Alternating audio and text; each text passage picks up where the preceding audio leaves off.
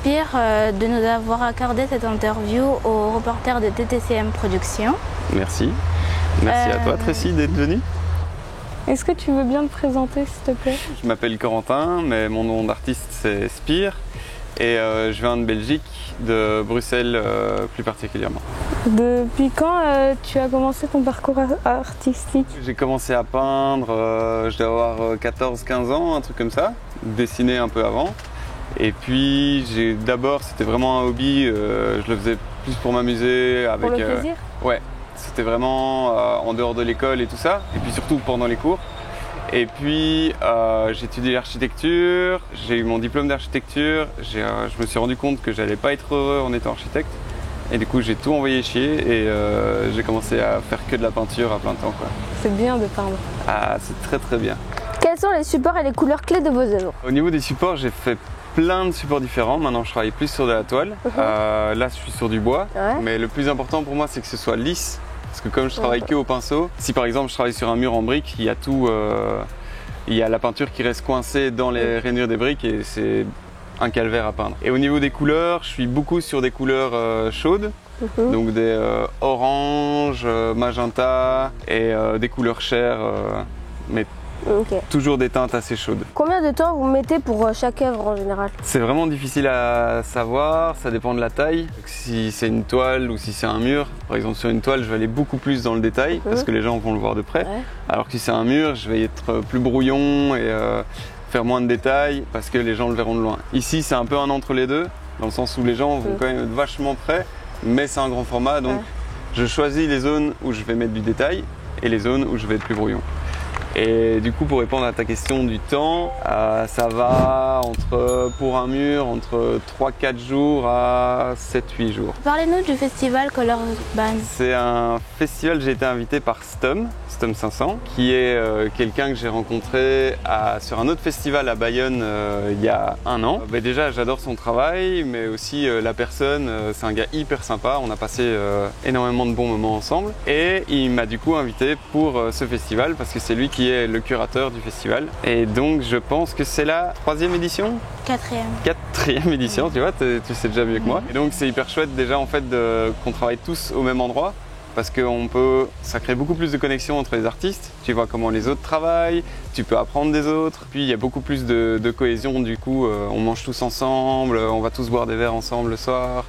Ça c'est hyper important pour que le festival soit chouette. Vous travaillez en solo ou en équipe généralement? J'ai du mal à bosser en équipe, je t'avoue. J'essaye un peu d'avoir le contrôle surtout au niveau de mes couleurs, de mon traçage et tout ça. Donc j'ai pas encore trouvé le moyen de travailler avec des assistants ou quoi. Et est-ce que tu as un mentor?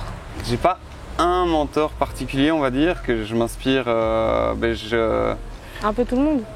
Un peu de tout le monde, disons que j'aime beaucoup les peintures de maître et le mouvement romantique, tu vois. Notamment genre les Delacroix, Géricault, qui sont pour moi des très belles références. Et puis j'ai été à l'académie de mon quartier quand j'étais vers 20 ans, 21 ans, et j'y vais encore maintenant, 15 ans plus tard quasi. Du coup, le prof que j'ai eu là-bas est un peu mon mentor si on veut, il m'a appris énormément de trucs. Et il continue à m'apprendre plein de trucs. Avez-vous participé à d'autres festivals du street art? Ouais, j'en ai fait quelques-uns, majoritairement en Europe. J'en ai pas fait énormément, mais parce que la majorité de mon travail, c'est plus travailler sur toile en atelier. Puis les murs, je le fais plus par plaisir, on va dire, quoi. Avez-vous réalisé des œuvres à l'étranger? En fait, une fois que j'ai terminé mes études, j'ai beaucoup voyagé en Amérique latine. Donc pendant 5 ans, je passais 6 mois sur les routes et 6 mois à Bruxelles.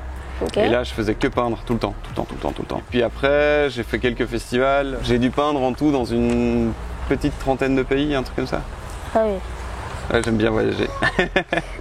Comment est-ce que tu définis ton art? Je t'avoue que j'ai du mal à le définir. C'est de la peinture, c'est figuratif et j'essaye d'avoir toujours un certain engagement à travers les messages que je véhicule avec mon travail. Est-ce qu'il y a un des festivals qui vous a le plus marqué?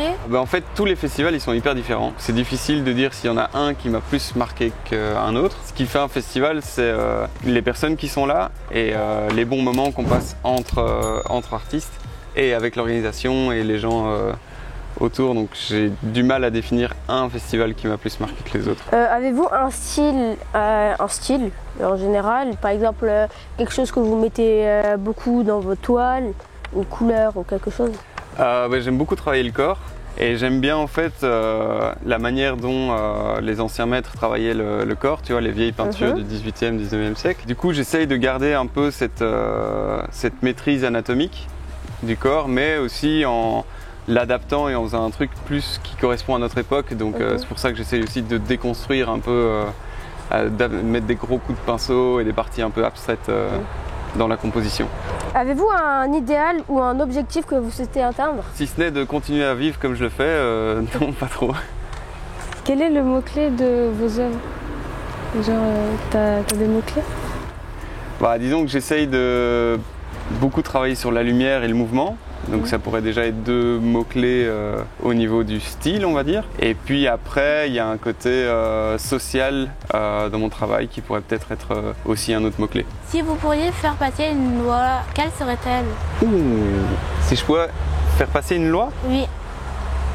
Je pense que ce serait de régulariser les inégalités entre les gens, tu vois, de ne pas permettre qu'il y ait des gens qui gagnent 50 fois ce que d'autres personnes gagnent. Avez-vous un mot ou un conseil à dire à quelqu'un qui veut se lancer dans l'art? Ce serait n'écoute pas trop les autres et confiance en toi et bosse. Y a-t-il des œuvres dont vous n'êtes pas fier, pardon? Ah ouais, c'est clair. J'ai un pote du Brésil qui disait qu'on avait tous en nous 1000 dessins ou peintures foirées. Et que du coup, à chaque fois que tu faisais un truc pourri, tu devais être content parce que ce sera un de moins qui doit sortir. Tu vois.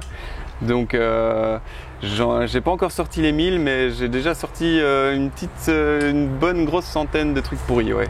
Un en particulier, vous en avez un? Si tu veux, quand tu termines une œuvre, d'abord tu es content. Tu te dis là, c'est fini, hop, c'est bouclé. Et puis, tu continues à la regarder. Et là, il y a des petits détails qui font ah, ça s'est foiré, ah, ça marche pas, Et donc, toutes les œuvres, elles sont jamais nickel. Et il y en a où il y a des trucs qui marchent moins bien que d'autres, mais de là à dire laquelle est la plus pourrie de tout ce que j'ai fait, c'est difficile.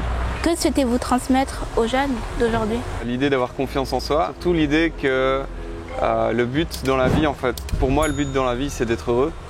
Et c'est quelque chose qu'on m'a pas trop dit quand j'étais jeune, tu vois. C'est un truc que je l'ai découvert par après. Et en fait, c'est crucial. On est tous là à se dire qu'il faut avoir un bon travail, une situation familiale, etc. Non, le but, c'est d'être heureux. Et il faut que tu trouves comment tu es heureux et faire tout ce que tu peux pour aller vers cette direction, quoi. Est-ce que vous reviendrez l'année prochaine? Ça dépend pas de moi, vu qu'il faut que je sois invité pour revenir. Mais si je suis invité, ouais, c'est sûr, d'office. Avez-vous quelque chose à dire aux reporters de TTCM Productions? Que c'est très chouette ce que vous faites. Le fait de prendre du temps, rencontrer les artistes. Je vois que vous avez travaillé les questions et tout ça. Donc c'est également un grand merci. Et personnellement, ça me touche de voir que vous avez pris autant d'engagement pour venir nous interviewer. Ça fait chaud au cœur.